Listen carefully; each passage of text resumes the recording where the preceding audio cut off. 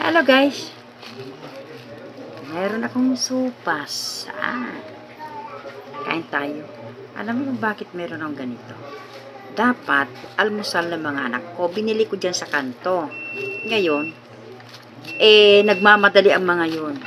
May adobo naman dito. Yun ang gusto nilang kainin. Ito, inayawan. Ngayon, kakainin ko na lang.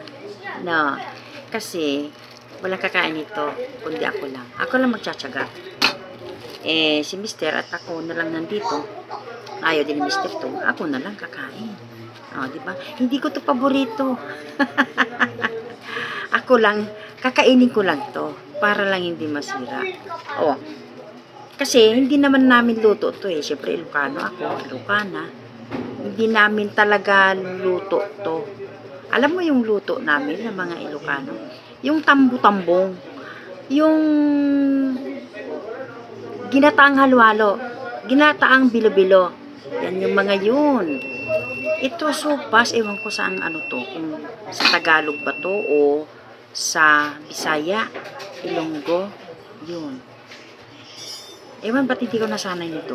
Kasi nga, hindi namin nakikita kasi to. Hindi kami sanay ng mga Ilocano na may ganito. Diba?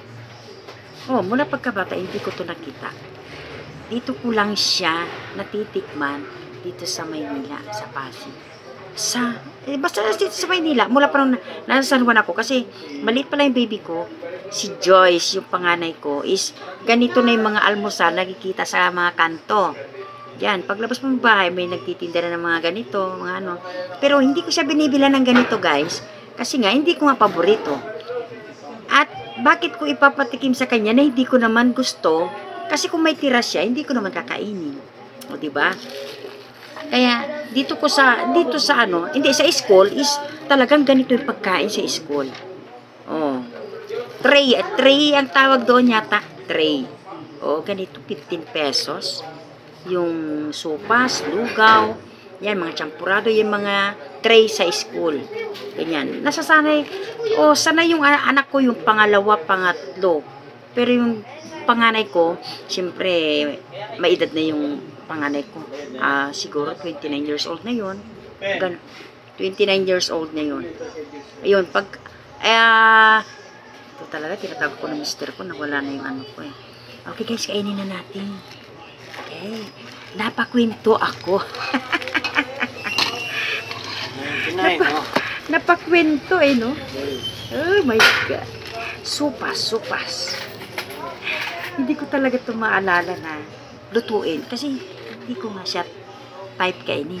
Pero, sa ganitong na kasi may sisira lang, is kakainin ko talaga. Diba? Pero kung nakagisnan ko ito, is kakainin ko siya. Kaso wala sorry po sa na hindi ko siya kasi depende yan sa kinamulatan mo. Ganun. Sa Mindanao ako is hindi ko talaga ito nakain. Mula bata parang wala. Hindi ko nakita sa Mindanao ito. Diba? Paano ko siya makakain? Diba? Sige guys. Susubo pa pala ako. Nagpapaalam na ako tapos wala pa palang subo. Sige. Kainin na natin.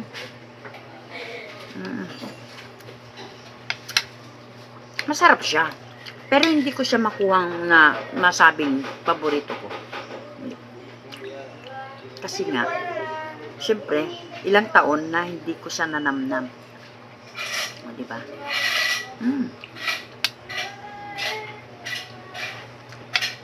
Talagang pilitin ko lang siya kainin. Kasi masisira siya. Diyan. Lutong Pinoy. Okay, diba?